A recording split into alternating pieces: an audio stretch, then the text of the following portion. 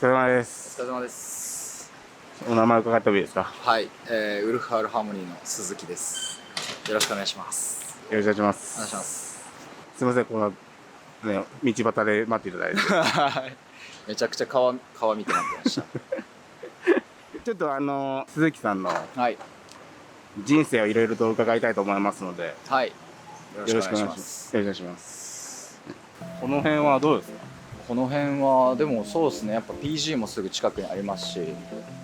あと事務所も近いのでめちゃくちゃよく通る道ではありますね。朝めちゃくちゃ早い時間にここもう急いで歩いてる時もありますし、こう帰る時に歩いたりする道でもあるので、何度も通った道ですね。割とホームタウン。いやもうめちゃくちゃホームですね、この辺は。もうどれぐらいですか？ LDH に所属してからはも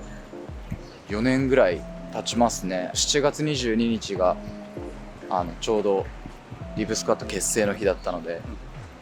4年経ったことになりますね。4年4年か、ちょっと待ってくださいね。ここ間違えたらまずいですよ。4年だよな。今向かってるのは EXPG の、屋上ですね。僕は PG 生ではなかったんですけど、所属してからめちゃくちゃ使う機会が多くなって、本当にたくさんレッスンでも使わせていただいてますし、それこそ合宿の時とかも使ったりとかさせていただいてましたんで。じゃあ鈴木さんのはい。半生を伺いたいと思います。感性いやこれってお約束かなと思って。いや、かぶせなくて大丈夫です。かぶせなくていいですか？感性。はい。マジでバカっすよね、あの二人。まず、今年齢おいくつですか？今は27です。出身は沖縄県です。沖縄はどれぐらいまでいたんですか？沖縄は生まれてから高校卒業するまでは普通に沖縄で過ごしてたので、なのでもうがっつりだから地元が本当に沖縄って感じで、高校卒業してからは東京に上京していろいろやってましたね。はい、家族構成は？家族構成、お母さん、お父さん、兄貴と弟って感じですね。兄が1個上の兄貴と1個下の弟がいます。あ、じゃあ男兄弟で。男3兄弟の年子ですね。真ん中で。真ん中です。こう思い返すとどんな子供でした？多分めちゃくちゃ言うこと聞かないかったと思うんでめちゃくちゃ手焼いてたんじゃないかなと思います。本当に、しかもめちゃくちゃ生意気だったし、今思うともう本当に考えられないぐらい人間じゃなかったかもしれないです。なんか具体的にあります？でももう結構本当に言えないことばっかりしてるっす。言えるやつではない。門限というか、小学生なんで普通に今考えたら分かるんですけど、親の気持ち考えたら6時までに帰ってこいとかも当たり前じゃないですか。危ないし心配しますよね。はい、小学生とかがそんな夜遅くまで外で遊んでたりしたらめちゃくちゃ普通に心配しますし、けど帰んなかったんですよね。友達と遊ぶのが楽しすぎて。で沖縄の夏とかって特に結構遅い時間まで、明るいんで、いつの間にか6時過ぎちゃってて、でチャイムとか鳴ったりするじゃないですか、5時とかに。あれ聞こえて、もうなんかもうそれが気にならないぐらい遊んじゃってたんで、暗くなって家に帰って玄関が鍵閉まってて入れずめちゃくちゃ怒られるっていうのはよくありましたね。はい。何で遊んでたんですか、当時は？それこそテレビゲームとかもそうですし、やっぱこう一人っ子の友達の家にはテレビゲームがたくさんあるわけですよ。クックをいじる時にもよく言ってるんですけど、でも実際なんかそういう友達の家行ってゲームしたり、それこそ僕野球やってたりもしてたんで、その公園で野球して遊んだり、あとは普通にもう街中で鬼ごっこしたりとかしてたっすね。はい。ゲームは何のゲームですか？ゲームは僕が一番やったのは三国無双。ちょっと渋め。ちょっと渋めなんですけど、でもマリカーとかじゃないですか？いやマリカももちろんやりましたけど、でも一番やり込んだのは本当に三国無双。おじさんがやってて、僕のおじさんがやってて、それがもうその時はすごい魅力的に感じて、それをもうめちゃくちゃやってましたね。あと個人的に好きだったので言うとサルゲッチュ懐かしい。いや多分同世代の人は結構うわーって言ってると思うんですけど、結構この話するんですよ、領事とかと。兄弟の中とかどうでした？兄弟はでも一応みんな野球やってて、僕も1個上の兄貴が小学校に入ってから野球を始めたので僕も始めましたし、弟もそれに続いて野球やったりとかで、まあ一緒にいることはすごい多かったんですけど、なんか僕だけはぶられてる感ありましたね、兄弟の中でも。なんでですか？いやーなんでなんでしょう。なんかまあ血液型で性格がどうこうとかは僕はあんま思わないタイプなんで、そこはあんまり気にしてるところではないんですけど、兄は A 型で弟も A 型なんですよ。で僕 B 型で、だからなんか兄と弟がよく一緒になんかいるところとかは見てたんですけど、なんか僕は自分で友達と遊びに行ったりしてるタイプだったんで、まあ別に仲悪くはなかったですけど。何が好きでした？幼い頃ですか？はい。それこそずっと野球やってて、野球も大好きでしたし、小学校の頃は野球の、まあ、沖縄県の大会なんですけど、そんな別に大きい大会でもないですけど2回ぐらいした優勝経験もあって、小学校の頃はっていうぐらいガチで野球やってましたね。だから野球も大好きでしたし、それこそプロ野球選手になりたいとかって言ってましたし。ポジションはどこだったんですか？ポジションはその時はサードやってましたね、小学生の時は。でも内野は基本的にファースト以外は大体いろいろやってたかもしれないですね。周りからは評価はどうだったんですか？評価、まあでも小学校の頃は一応レギュラーでサードでずっと試合は出てたので、大事な一人にはなってたんじゃないかなと思います。ウルフで唯一ですよね。野球、そうですね、みんなサッカーなんで僕だけですね、野球は。ちょっとキャッチボールできる相手がいなくて寂しいですけど。お母さんとかはどんな？お母さんはどんな、まあでも本当にめちゃくちゃ優しいお母さんだなーって思いますね。本当になんか小さい頃から結構ずっと味方でいてくれたというか、例えば兄弟と一緒にいても僕だけ別で遊んでたりとかしたりとかしても、なんか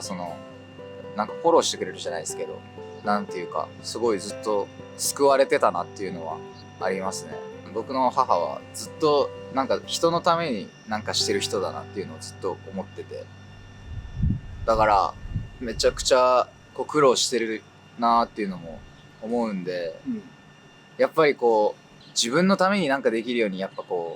僕が頑張って稼いで恩返しして自分のために時間作らせてあげたいなとかも思いますね。はい。ちなみにその小学生とかその時期ってはい。音楽は何聴いてたんですか？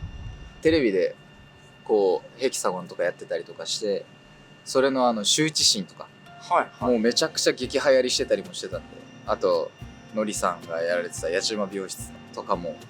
めっちゃ聴いてましたし、ああいう普通に J-POP とかもめちゃくちゃ聴いてて、で小学校6年生ぐらいの時に、EXILE さんの曲はドラマとかで聴いたりとかしてたこともあったんですけど、ラバーザーゲインを小学校6年生の時に初めて聴いて、多分小6ぐらいだったと思うんですけど、ちょうど初めて聴いて、その時にうわやばみたいになって。でもそれまでも普通に、好きっちゃ好きで、音楽は M ステとかも多分毎週のように見てましたし、だからなんとなくこの歌番組とかは見るのすごい好きだったんですよね。その時に音楽になんかハマり込んでたとかなんかそういうわけではなかったんですけど、あと当時で言ったら「ヘイヘイヘイ」とか歌番とかももちろん見てましたし、なのでなんか今考えてみればどっかでずっと興味はあったんだなっていうのは思うんですけど、小学校6年生の時に聴いたラバーザーゲインで僕は衝撃を受けて、なんてかっこいい歌を歌う人たちがいるんだと思って、でそこからEXILE さんのラバーザーゲインがきっかけで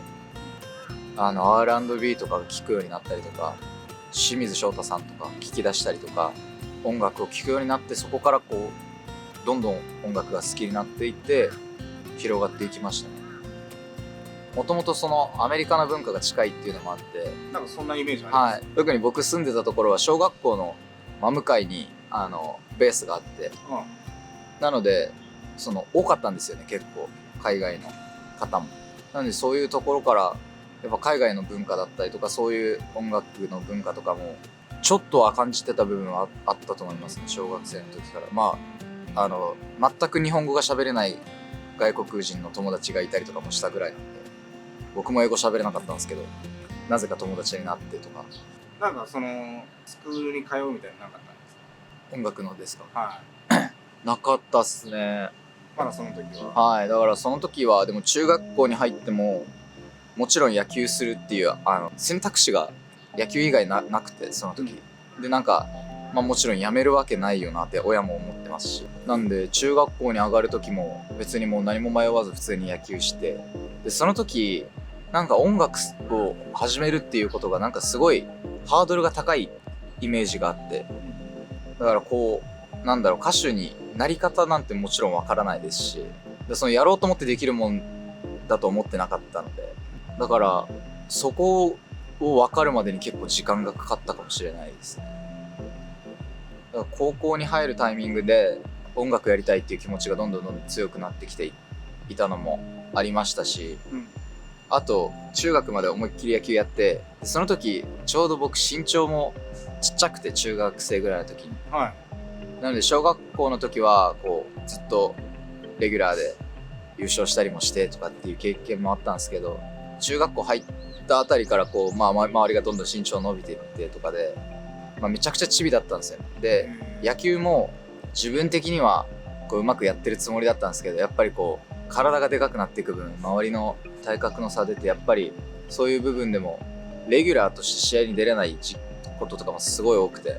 なんでもう結構もういいなとかって思っちゃうようになって、野球もういいわみたいな、なんか気持ちが離れて、はい、気持ちが離れてってたのもありましたし、中学生ぐらいの時にプロ野球選手無理だって思って、なるほど、はい、現実を見た。現実を見て、高校生に入るタイミングとかでなんかやっぱバイトしだす子とかもいたりするじゃないですか、なんかそっちが楽しそうだなと思って、そっちに行きたいなと思って僕は野球やめようと思ってたんですけど、やめさせてもらえなくて、それはもちろん親にも反対されましたし、今まで野球やってきて高校でいきなりやめんのみたいな、なんなら高校で野球やるためにやってきたんじゃないのぐらいの感じで言われたんですけど、なんかもう別に本当にやりたくなかったんで、マジでやりたくないっていうのを言って、もう半ば強引にというか、結構反対ずっとされてたんですけど、もう知らんって言われるぐらいの感じでやめるって言っても行かなかったんですよ。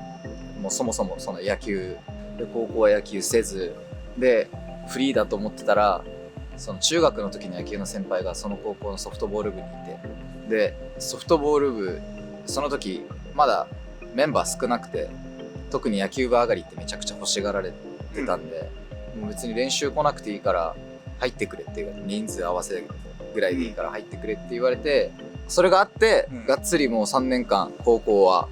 ソフトボールやってましたね。高校だからその先輩のきっかけでソフトボールだった、ソフトボールやりましたね。でも高校入ってから急にまた身長伸び出して、ソフトボールではある程度いい成績というか、ある程度うまくやれたなと思ってます。楽しく。はい。でもスポーツ全般はずっとやってましたね。割と得意なことですよ。そうですね、運動神経は別に悪い方ではないと思います。勉強どう？勉強は全然好きではなかったですね。はい。特に何の教科が？当時特に苦手だったのは理科とか科学、苦手でしたね。周りのお友達の雰囲気というか、どんなタイプの？どんなタイプ？両軸だとこうウェイみたいな。ウェイシャウエッセンシャウエッセンたち。でも沖縄の友達は本当になんだろう、みんな家族感強いというか、結構ハッピーなやつが本当に多いかもしれないですね。なんかそんな沖縄の方のイメージあります。僕の周りは特にハッピーなやつ多かったかもしれないですね。小学生とか中学生の頃のあだ名とか？でも普通に鈴木って呼ばれてたですね。でも名前やっぱ珍しいじゃないですか。名前珍しいです。小学生の頃とかは嫌でしたね、名前。自分の名前。なんでやられるんですか？変わってるじゃないですか。名字で呼ばれてる名前が多いじゃないですか。やっぱ鈴木って鈴木さんがやっぱ多いんで。高校の時はソフトボールをされてて、はい、バイトとか高校でソフトボール引退してからバイト し始めて、でようやく夢だったバイトができるってなって。なんでバイト？一番最初に始めたのは回転寿司屋さん。なんで夢だったんですか？いやでもバイトしたかったっていうのがそもそもあって、こうなんてバイトして自分で稼いだお金でまあ服買ってる友達とかこう遊びに行ってとかやってる友達がやっぱ羨ましかったっていうのもあって、ちょっと自立してる感ありますね。はい。でその寿司屋さんのバイトを辞めてからでも何かバイトしたいなっていうのがやっぱあったんで、家の近くにこう新しくできたコンビニがあったんで、そこでに応募したらバイトで働かせてもらえることになって、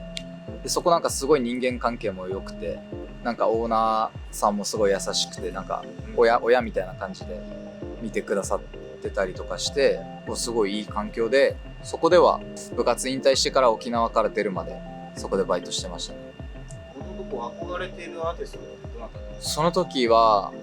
ジャスティン・ビーバーとかもめちゃくちゃ好きでしたし、あとビッグバンにすごい憧れてたというか、ビッグバンがめちゃくちゃ好きで、本当に高校生中学生ぐらいから好きになって、それからずっと好きでライブとかもめっちゃ行ったりしてたぐらい、そこからなんかさらにファッションとかも好きになりましたし、なんかカルチャーの部分とかに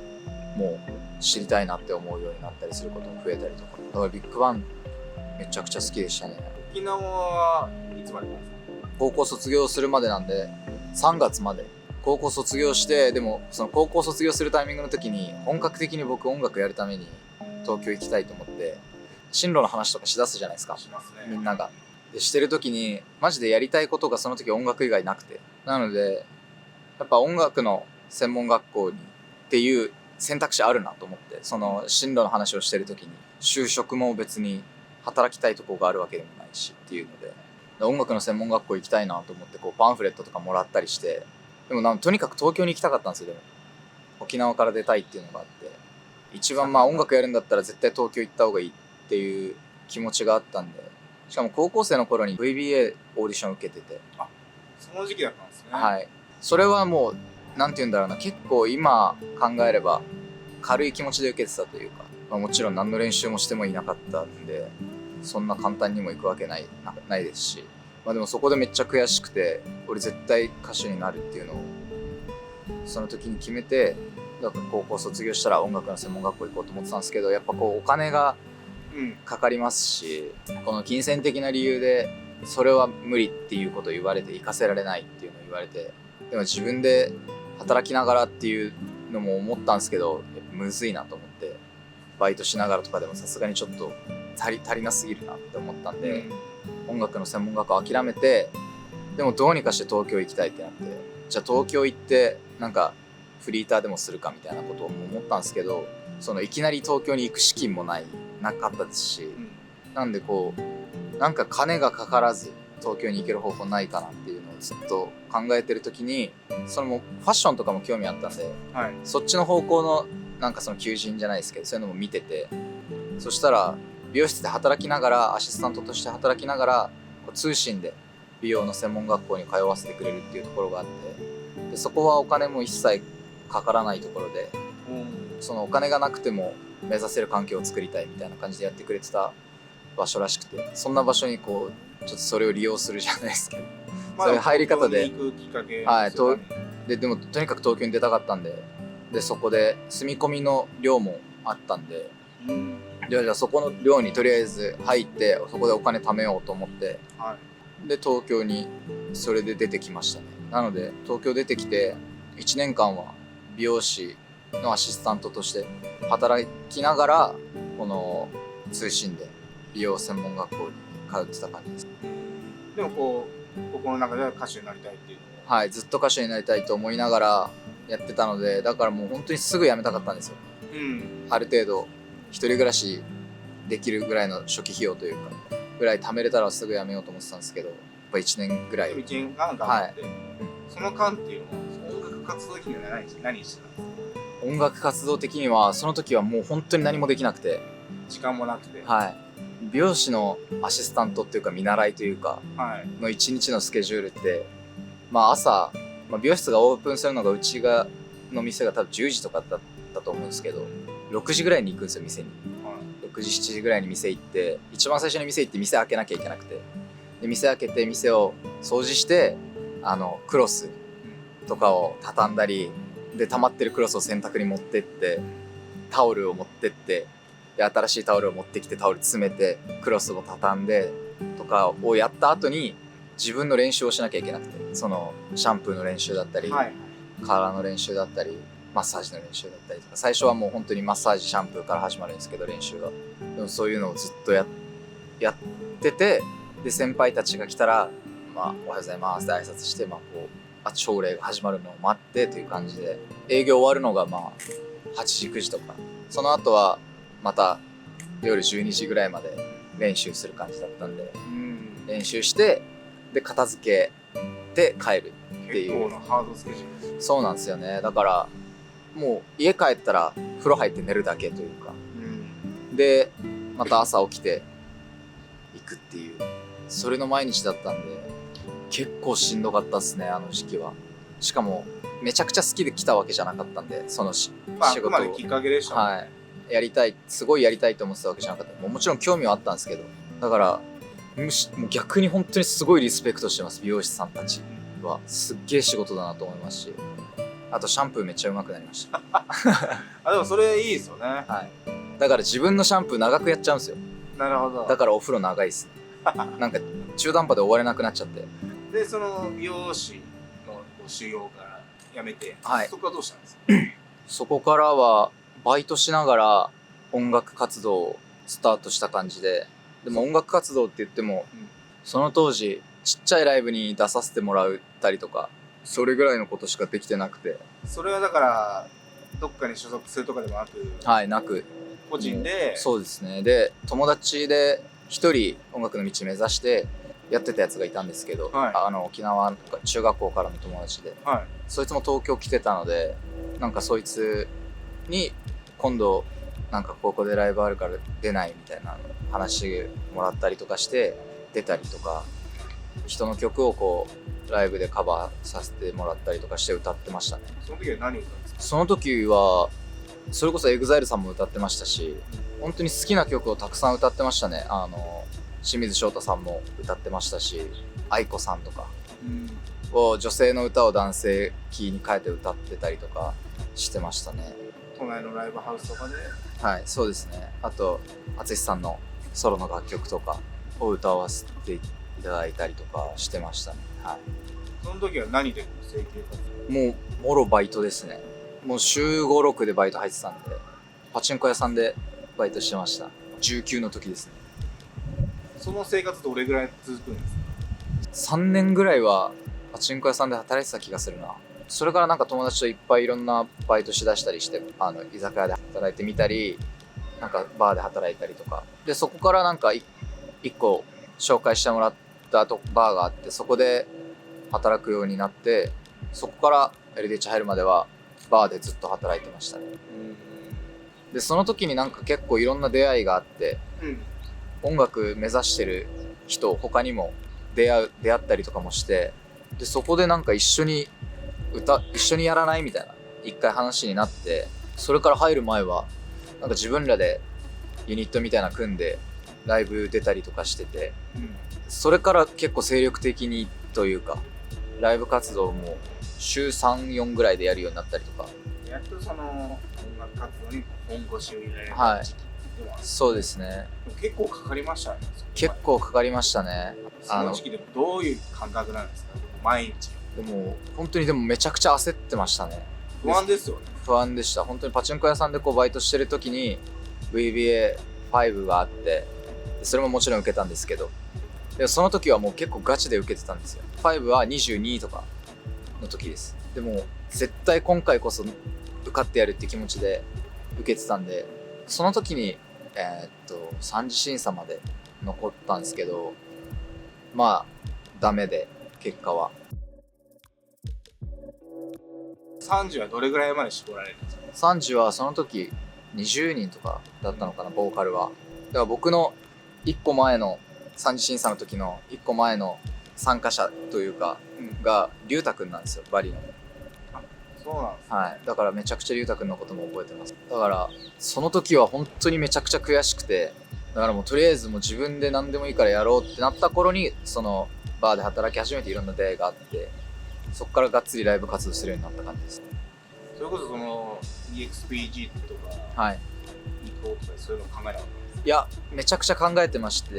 たし、何度か行こうとしたこともあったんですけど、やっぱこうバイトしながらでお金もあんまりなくて、でやっぱこうライブとかでも毎回収益があるわけじゃなくて、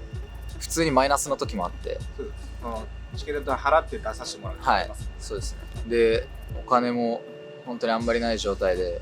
なんで通わなかったっすね。ちなみにその時沖縄にはお母さんいたんですよね。どういう反応だったんですか？いやでも僕がこう連絡したり喋ったりする時は、まあ、頑張ってねっていう風に言ってくれてたんですけど、本当になんかまあやりたいことあるんだったら諦めずに頑張ってみたいな感じで言ってましたし、まあ、辞めたくなったら別に辞めていいと思うしみたいな。ファンベースはこう応援していて、はい、本当にもうなんか僕がやりたいことを何も反対せずというか、ずっと見守ってくれてた感じでしたね。めちゃくちゃ不安だったと思いますけどね。あっちもあっちで心配だったと思うんですけど。でその後はどういう流れなんですか？音楽活動というかをいっぱいするようになった時に、ちょうどディープのオーディションがあるっていうのをその時に働いてたバーの社長から教えていただいて、まあ、バイト先のメンバーも僕がこう歌をやってることを知ってましたし、みんな、で僕がこう歌手になりたいっていう夢をめちゃくちゃみんながも応援してくれてて、だからすぐこういうのあるらしいぞみたいな、もうやるしかないじゃんみたいなのを言われて、あ、もうやるしかないと思って、僕は絶対に受けようと思って、本当にもう年齢的にも24とか3とかだったんで、焦る時期ですよね。そうですね、もう本当にラストチャンスだなと思ってて、10代とかの子はいもいっぱい周りにデビューしててみたいな、そうですね、ちょっと気持ち的にはめちゃくちゃ焦ってた時期でもあったんで、ここ逃したらもうないぞっていう気持ちで受けて、でも本当にめちゃくちゃガチでやってたんで、なんとかそこで合格つかみ取れたって感じですね。オーディション自体どうでした？オーディション自体はでも本当にやっぱすごい、いつになってもやっぱ緊張するなっていうのがやっぱオーディションにはありますね。本当にだからその時は結構ライブをするようになってたんで、こう人前で歌うことには慣れてきてたはずだったんですけど、やっぱり一次審査からめちゃくちゃガチガチ緊張しましたし、一次審査、二次審査、三次審査でファイナルも全部バッチリ緊張しました。思うように歌えたの一個もなかったぐらい全部バチバチに緊張してました。当時を振り返るとどんな思いでした？まあでも本当にとにかくオーディションに受からなきゃっていうのをめちゃくちゃ思ってたんで、オーディションに受かった時はもちろんめちゃくちゃ嬉しかったですし、それこそ本当に合格発表の時は涙止まらなくなっちゃって、もうボロ泣きしてたぐらいだったんで嬉しかったですし、そうですね。でなんかまあ合格してここがゴールじゃないっていうのももちろん分かってはいたんですけど、まだこう甘く見てた部分があったというか、こうなんていうんだろう、デビューしたらポンポン進んでいくもんだと思ってましたし、なんか本当により現実を見ましたね、オーディションに合格してから。ディープスクワットとしての活動。はい、ディープスクワットに入ってデビューするまでに1年かかってるんですよね。まあでも1年でデビューできたの多分早い方だと思うんですけど、もうポンポンポンポン行くのかなっていう気持ちだったんですけど、まあ現実はそう甘くなく、しかもデビュータイミングぐらいでちょうどコロナが流行りだしたりとかもあって、だから僕らデビューした時表に出てないんですよ。ちょうどコロナで外出れない時期だったんで、だから本当にめちゃくちゃこうデビューしたっていう喜びはあったんですけど、もどかしいというか、まあ、もちろんデビューするまでの1年間でめちゃくちゃたくさん練習もしましたし、音楽についての勉強もめちゃくちゃしましたし、けどやっぱりこう上の3人とどうしても比べられてしまったりだとか、他のグループとも比べられたりとか、そんななんかはいあるオーディションですよね。そうですね。まあそうやって活動してる時にヒロさんにそう参加してみないかっていうことを言っていただいて、まあもちろんその最初言われた時は戸惑いというか、っていうのも正直あったんですけど、この選択はまあ正解なのかなとかっていうのもすごい考えて、でヒロさんも提案はするけど別にやりたくなかったらマジでやんなくていいっていうことを言ってくださってて、全然決めるのはそっちだからっていう風に言ってくださってて、だからもちろんディープのこともあるからそこはもう簡単にはできないっていうことをずっと言ってくださってて、ディープスクワットのこともちゃんと考えてくださってて、まあでもそれを考えた時に、めちゃくちゃ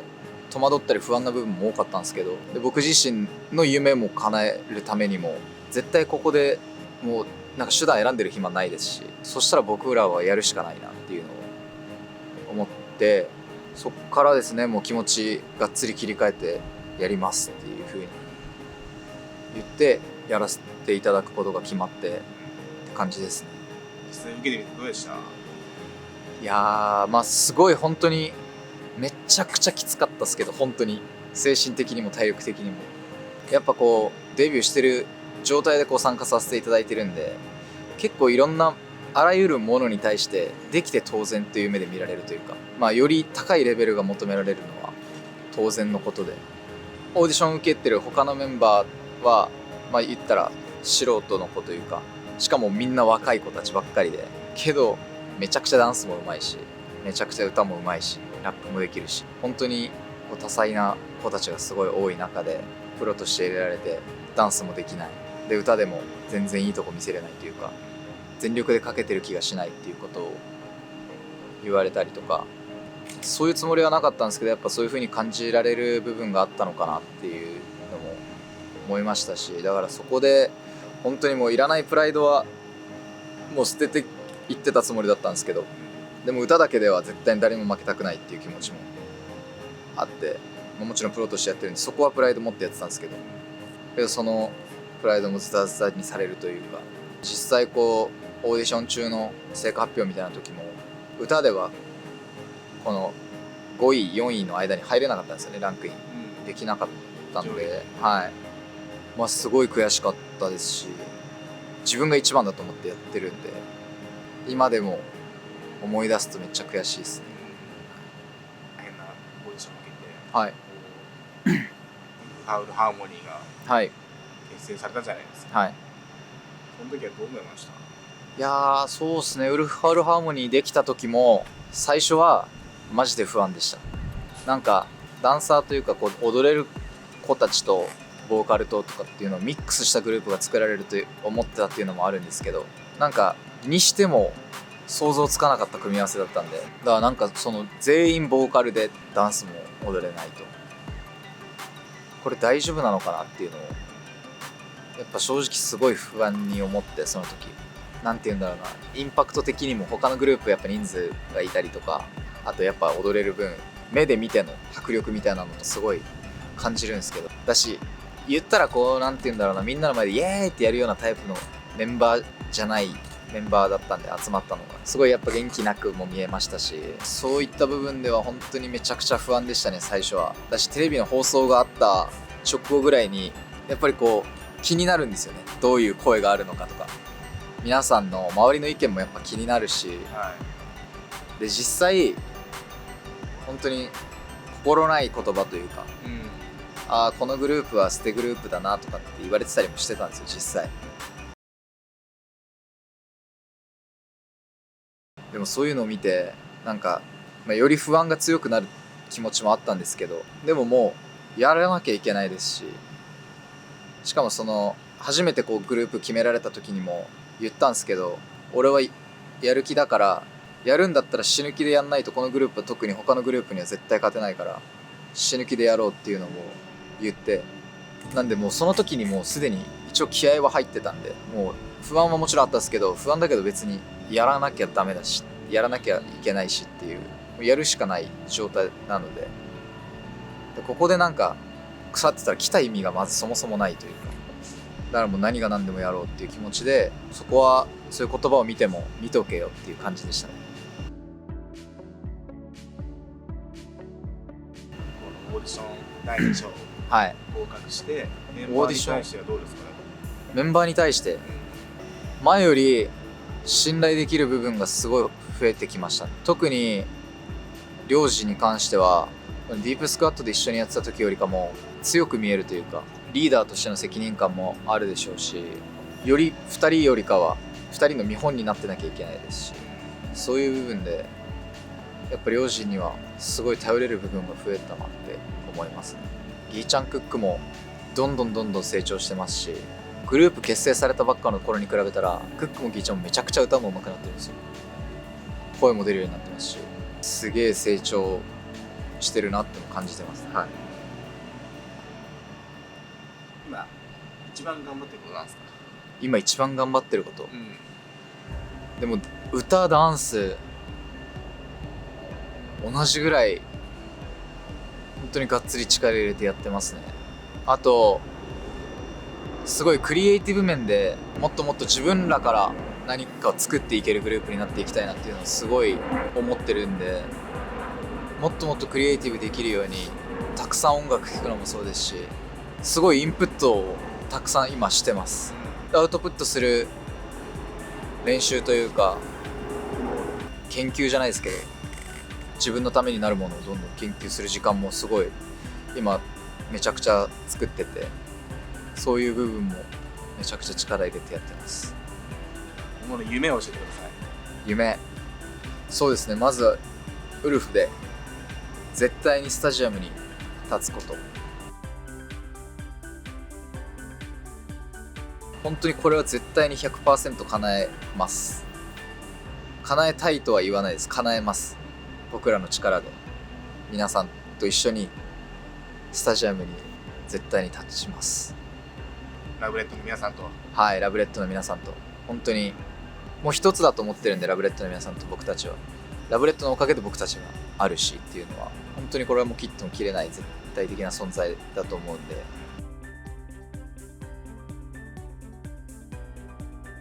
もう本当に命削ってやるぐらいの気持ちで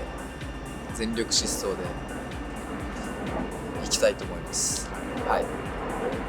じゃあすみません、ありがとうございます。ありがとうございます。以上です。ありがとうございました。ありがとうございまお疲れ様でした。した。お疲れ様です。すみません、いっはい、ぱい喋っちゃいましたね。いえいえ、もう楽しかったです。ありがとうございました。お疲れ様でした。